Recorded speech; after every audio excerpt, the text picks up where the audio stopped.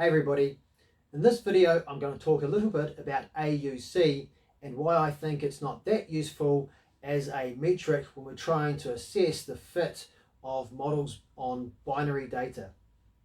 So AUC stands for area under the curve, and it's the area under the curve of the receiving operator characteristic, which is a technique that people have developed to try and assess how well our analyses or our models can separate out our presence and absence observations or our binary observations into sort of the true categories.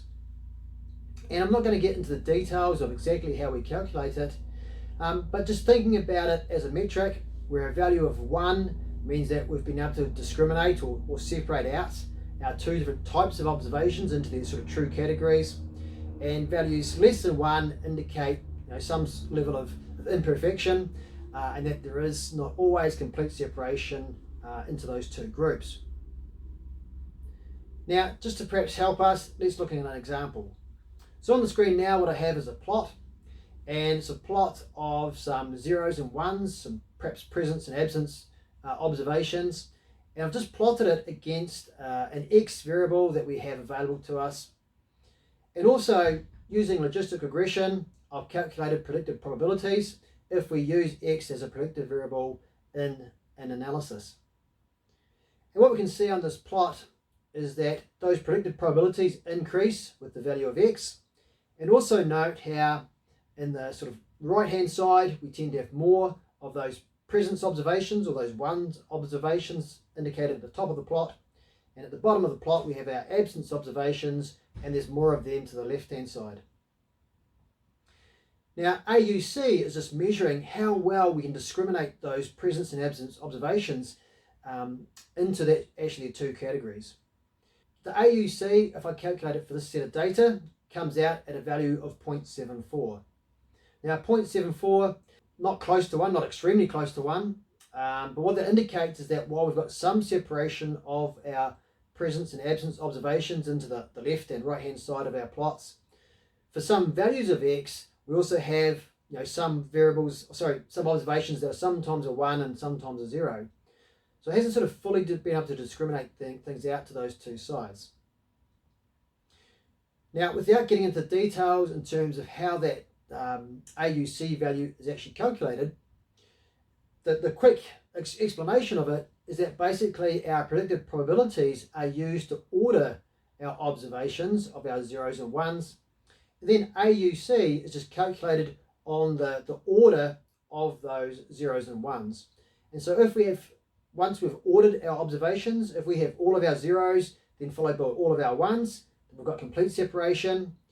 But if once we've ordered those observations, we sometimes have a 0, then a 1, then a 0, then a 1, and they alternate a little bit, then we get these numbers that are less than 1.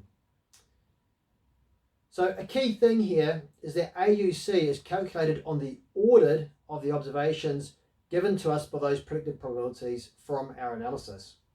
The actual value of those probabilities isn't used. And so this is why I think it's of limited usefulness as a way to assess, in particular, the absolute fit of our models to our data when we have binary observations. It's because the actual values of those predicted probabilities aren't used.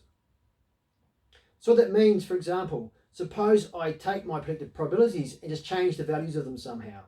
So perhaps I might divide them by 10, or I could take the square of them, or perhaps I even just apply it so that, for some certain range of those p-values, those predicted probabilities, I just halve the predicted value. So what I've done is I've sort of changed those actual values that I've got from my analysis, but in every case I get the exact same AUC. And you can see that on this graph here. It doesn't matter how I actually use or how I actually change those predicted probabilities.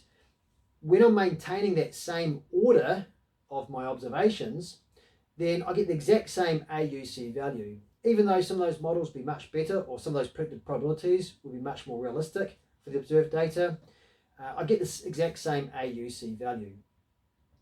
So in my mind, AUC can be useful in a sort of relative sense if we're looking at perhaps different models, or perhaps to get some sense in terms of how well it can discriminate between our presence and absence observations or our binary observations.